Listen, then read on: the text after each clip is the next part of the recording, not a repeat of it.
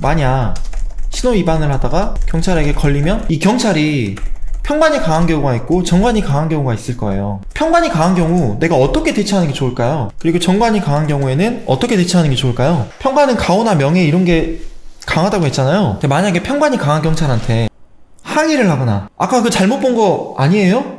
내가 신호 위반한 거 봤냐고 막 소리 지르거나 내가 누군지 아냐고 항의하거나 또는 내가 뭐 돈봉투를 꺼내서 슬쩍 그걸로 구슬리려고 하거나 내가 저기 무슨 지검장 뭐 검찰이라고 검사라고 나 국회의원이라고 이러면 당연히 큰일 납니다. 평관이 강한 사람한테 그렇게 하면. 그러겠죠? 어떻게 해야 되냐?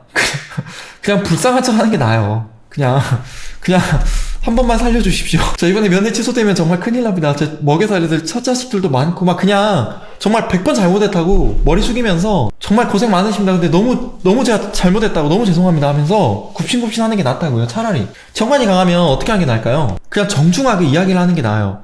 선생님 더운 여름에 고생 많으십니다. 근데 제가 아까 자, 이번에 여러분들께 말씀드리고 싶은 건 십성별 심리예요. 심리. 제가 기초반 수업을 했을 때 천간, 지지, 그리고 십성에 대해서 말씀드렸거든요. 그런데 수업 때 제가 보충하면서 좋겠다 싶은 내용이 있어서 지금 한번 정리를 해보려고 합니다. 일단 십성 중에서 비겁. 비겁은 우리 왜 그런 말 하잖아요. 뭐 자율계, 사고계, 욕망계, 감성계 할 때 비겁은 본능계라고 할 수 있어요. 이건 생존 욕구하고 관련이 좀 큽니다. 내가 뒤치면 나 죽는다. 먹이를 놓고 경쟁했을 때 내가 저걸 내 걸로 지금 뺏어가지 않으면 나 죽는다 라고 하는 것처럼 이런 경쟁 욕구가 좀 있어요. 그게 생존 욕구랑 같은 겁니다. 같다고 보는 거예요. 자존 욕구도 마찬가지고요. 여기에서 확장되는 게 뭐냐, 자신감. 나 남하고 싸워도 이길 수 있어. 이건 내가 자신 있어 라고 하는 거고, 경쟁심 같은 얘기죠. 그리고 비겁의 기운이 강해야 자존감이 높아지잖아요. 그걸 발판으로 내가 사회활동을 해나갈 수 있게 되니까 적극적인 활동을 만들어내는 기운이 되기도 합니다. 그리고 이게 좀 어려울 수 있는데 협동심도 뜻해요. 왜? 비견이라고 하면 나랑 똑같은 타자를 뜻하죠. 겁재는 나랑 완전히 다른 타자를 뜻하기도 하고요. 그래서 비견과 겁재의 기운이 강한 사람이 다른 사람들과 교류하는 게 되게 좋아요.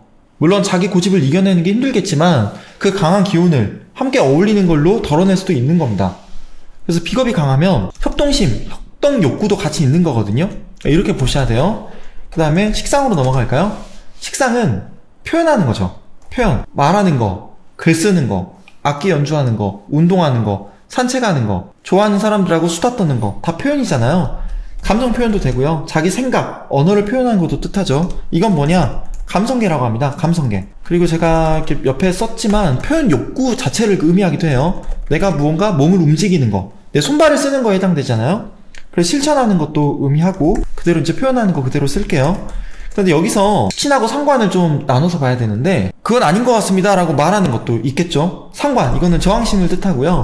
식신은 낙천성을 뜻하죠. 그리고 식상이 좀 잘 발달돼 있으면 약간 뭐랄까 천재성이라고 해야 될까요? 특히 상관. 왜? 틀에 짜여진 대로 상황을 보지 않아요. 저는 스티브 잡스가 상관이 강한 사람이라고 생각을 합니다.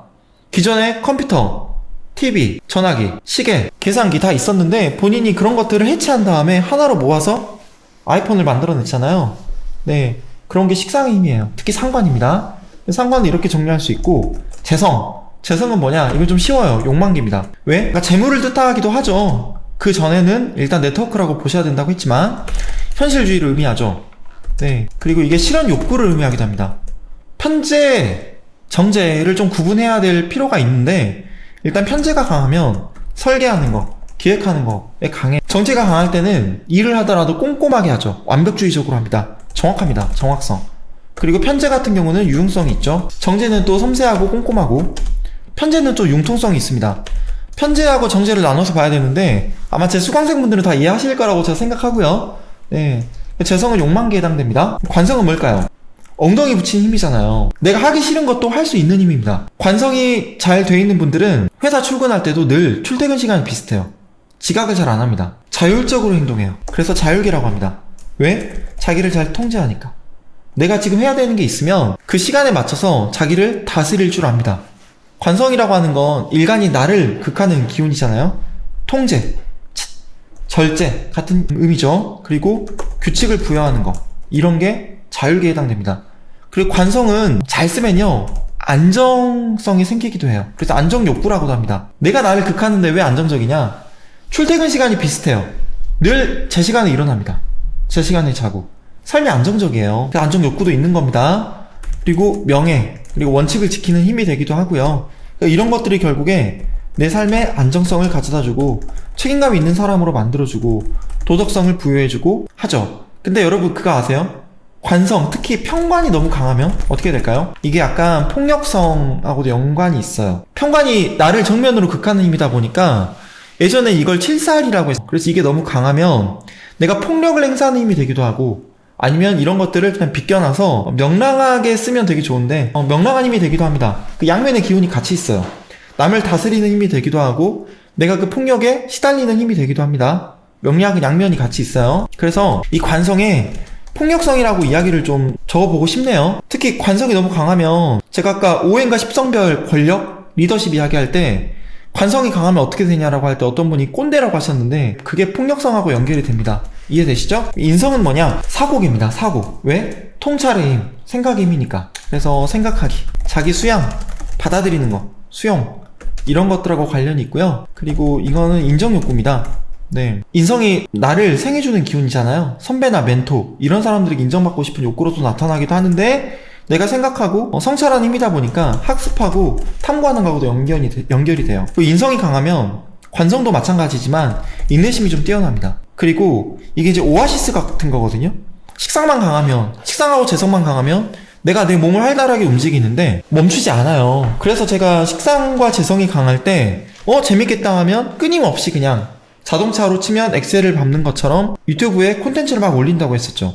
그런데 인성이 식상을 극하잖아요. 그래서 내가 사막을 걷다가도 오아시스를 만나면 두 발 뻗고 목을 축이면서 쉬는 것처럼 지속성을 부여해주는 힘이 되기도 합니다. 그리고 인성이 너무 강하면 이제 의존성이 좀 커질 수 있죠. 나를 생해주는 거다 보니까. 그래서 인성이 너무 강하면 보통 하는 이야기가 뭐 마마보이, 또 마마걸 이런 얘기를 하죠. 근데 꼭 마마보이다, 마마걸이다 라고 할 수는 없어요. 요거는 인성도 강하지만 비겁도 강하면 여기 해당이 안 됩니다. 그래서 무조건 인성이 많다고 해서 마마보이다, 마마걸이다 라고 이야기할 수는 없고요. 네, 사주를 전체적으로 봐야 됩니다. 저는 인성도 약하지 않지만 비겁이 워낙 강하기 때문에 어렸을 때부터 부모님으로부터 일찍 독립하고 싶어 했었어요. 여러분 만약 신호 위반을 하다가 경찰에게 걸리면 이 경찰이 편관이 강한 경우가 있고 정관이 강한 경우가 있을 거예요. 편관이 강한 경우 내가 어떻게 대처하는 게 좋을까요? 그리고 정관이 강한 경우에는 어떻게 대처하는 게 좋을까요? 편관은 가오나 명예 이런 게 강하다고 했잖아요. 근데 만약에 편관이 강한 경찰한테 항의를 하거나 아까 그 잘못 본 거 아니에요? 내가 신호 위반한 거 봤냐고 막 소리 지르거나 내가 누군지 아냐고 항의하거나 또는 내가 뭐 돈봉투를 꺼내서 슬쩍 그걸로 구슬리려고 하거나 내가 저기 무슨 지검장 뭐 검사라고 나 국회의원이라고 이러면 당연히 큰일 납니다. 편관이 강한 사람한테 그렇게 하면. 그러겠죠? 어떻게 해야 되냐? 그냥 불쌍한 척 하는 게 나아요. 그냥 한 번만 살려주십시오. 저 이번에 면회 취소되면 정말 큰일 납니다. 제 먹여 살려야 될 첫 자식들도 많고 막 그냥 정말 100번 잘못했다고 머리 숙이면서 정말 고생 많으십니다. 근데 너무 제가 잘못했다고 너무 죄송합니다 하면서 굽신굽신 하는 게 낫다고요. 차라리. 정관이 강하면 어떻게 하는 게 나을까요? 그냥 정중하게 이야기를 하는 게 나아요. 선생님 더운 여름에 고생 많으십니다. 근데 제가 아까 신호 위반한 건 아닌 것 같은데 혹시 증거 같은 걸 좀 볼 수 있을까요? 라고 예의를 갖춰서 이야기를 하면 이야기가 먹힐 수도 있어요. 왜? 정관은 매뉴얼, 절차를 중요시하기 때문이죠. 이해되시죠? 네. 그래서 내가 직장 생활을 하는데 어떤 동료가 날 힘들게 한다. 또 내가 친해지고 싶은 사람이 있다. 그 사람의 사주를 내가 구할 수 있다면 이 사람의 성향이 어느 쪽으로 발현될지 이 사람을 어떻게 구슬려야 그래도 내 편으로 만들 수 있을지 이런 것들을 좀 볼 수 있어요. 비겁이 강하다? 그러면 칭찬에 깜빡 죽습니다. 관성이 강하면 인정해주는 게 좋죠. 칭찬하고 인정 뭐 같은 선상에서 볼 수 있겠지만 살짝 결이 다르죠. 그래서 아까 제가 글씨를 쓴다 라고 했을 때 십성별로 어떻게 다른지 말씀드렸었잖아요. 관성이 없기 때문에 제가 병원이나 동사무소를 가서 봉투 같은 데다 글씨를 쓰면 자꾸 막 비겨나간다고. 편지를 쓸 때도 마찬가지예요. 그래서 저는 편지를 쓸 때 그 칸이 이렇게 줄이 딱 그어져 있는 편지지 있잖아요. 거기다 글을 쓰는 게 좋습니다. 웬만하면 저는 편지를 쓸 때 그냥 워드로 글씨를 써서 워드로 타이핑을 해서 드려요. 왜? 제가 글씨를 잘 못 쓰니까. 그래서 제 책에 이제 사인을 해달라고 독자분들이 주시면 제가 늘 덧붙이는 말이 글씨를 못 써서 죄송합니다 입니다. 네. 근데 만약에 내가 무관성이라고 해서 그냥 뭐 글씨 못 쓴 사람입니다라고 하기보단 관성이나 인성을 보충해야 한다면 뭘 하는 게 좋을까요? 서예, 필사, 그 경전을 필사하는 사경, 이런 게 좋습니다.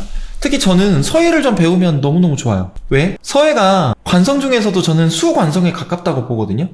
제가 안 그래도 관성인데 병화일간이라 수관성이 약하기 때문에 관성이나 인성을 보충하기 위해 서예, 필사, 사경 이런 걸 한다면 너무너무 좋을 것 같습니다.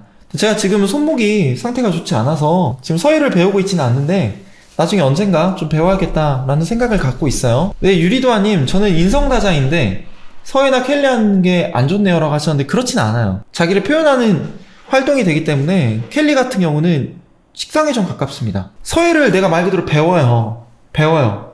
그냥 교본이 있고 그걸 따라서 쓴다고 하면 관성이나 인성이겠지만 열심히 연습을 해서 나만의 서체를 창시한다?